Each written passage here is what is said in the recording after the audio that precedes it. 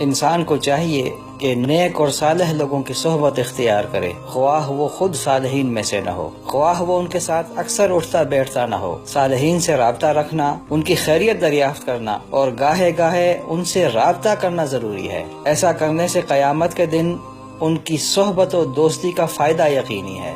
امام حسن بصری رحمۃ اللہ علیہ سے پوچھا گیا کہ اللہ تعالیٰ کے اس ارشاد کا کیا مطلب ہے جس میں فرمایا گیا فما لنا من شافعین ولا صدیق حمیم، نہ اب ہمارا کوئی سفارشی ہے نہ کوئی جگری دوست۔ یہ سورہ شعراء کی آیت نمبر 100 اور 101 ہے۔ تو امام حسن بصری رحمۃ اللہ علیہ نے کہا ایسا قیامت کے دن ہوگا جب اہل جنت جنت میں داخل ہوں گے اور اہل جہنم جہنم میں داخل کیے جائیں گے، تو اللہ تعالیٰ اہل جہنم میں سے کسی کی سفارش منظور کرنا چاہے گا تو اہل جنت میں سے کسی کے دل میں اس کا خیال ڈالے گا۔ اہل جنت آدمی اللہ تعالیٰ سے کہے گا اے رب میرا فلاں دوست کہاں ہے، وہ مجھے جنت میں کہیں نظر نہیں آیا، تو اسے کہا جائے گا تمہارا دوست تو جہنم میں ہے۔ تو وہ اللہ تعالیٰ سے عرض کرے گا اے رب اس کے بغیر جنتوں کی نعمتیں ادھوری سی ہیں، جنت کا کیا مزہ اگر میرا فلاں دوست میرے ساتھ جنت میں نہ ہو۔ بس اللہ تعالیٰ حکم دے گا اس کے دوست کو جہنم سے نکال کر جنت میں داخل کیا جائے۔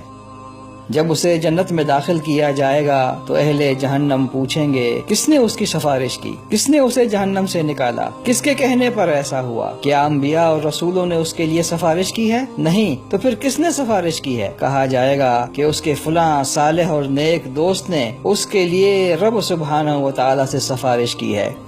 تو اہل جہنم چیخ اٹھیں گے اور کہیں گے فما لنا من شافعین ولا صدیق حمیم، نہ اب ہمارا کوئی سفارشی ہے نہ کوئی جگری دوست۔ فلو ان لنا کرۃ فنکون من المؤمنین، کاش ہمیں ایک مرتبہ پھر موقع مل جائے تو ہم بھی مومن ہوں گے۔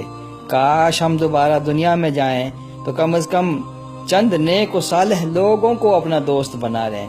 علامہ ابن جوزی رحمۃ اللہ علیہ عظیم عالم گزرے ہیں، ایک عظیم بزرگ گزرے ہیں۔ 20,000 یہودی اور نصرانیوں نے ان کے ہاتھوں اسلام قبول کیا، 1 لاکھ سے زیادہ مسلمانوں نے ان کے ہاتھوں پر توبہ کی۔ آپ علیہ الرحمہ نے 2000 سے زیادہ کتابیں لکھی ہیں۔ اپنے شاگردوں سے کہا کرتے تھے جب تم جنت میں داخل ہو اور مجھے وہاں نہ پاؤ تو رب سبحانہ و تعالی سے میرے بارے میں دریافت کرنا اور کہنا تیرا فلاں بندہ ہمیں تیری یاد دلاتا تھا۔ پھر آپ اس قدر روتے کہ آپ پر غشی طاری ہو جاتی تھی۔